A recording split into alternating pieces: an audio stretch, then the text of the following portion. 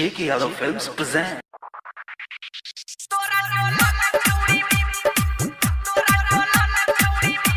J.K. Yadav Films.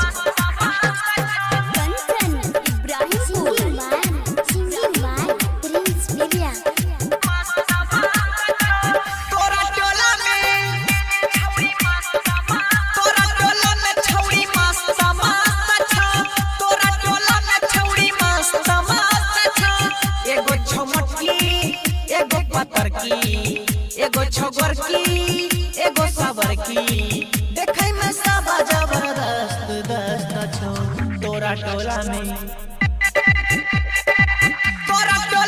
छौड़ी मस्त मस्त छो तोरा टोला में छौड़ी मस्त मस्त छो तोरा टोला में माला मस्त मस्त छो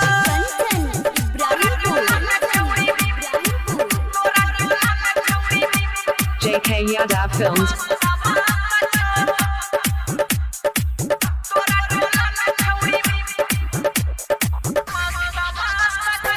छौड़ी दुपहरिया में हमारा बोलला को और हनी हटाई के रानी सब कुछ देखेला को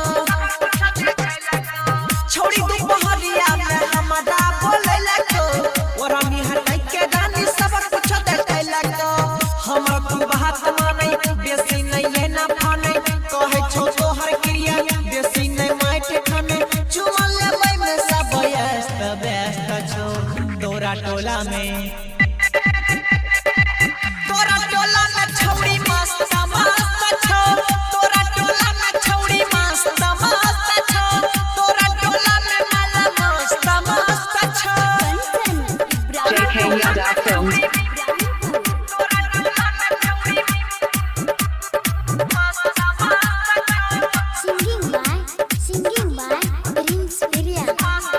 भेलो जबाना कोई छौ नहीं ना धान रे सभी के देह देह बया अपन निशान रे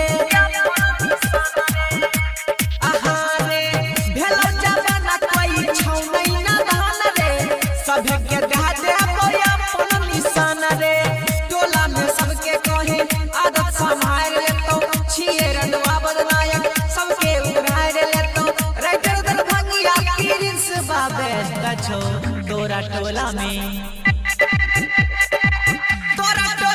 छौड़ी मस्त मस्त छो तोरा टोला में छौड़ी मस्त मस्त छो तोरा टोला में माला मस्त मस्त छो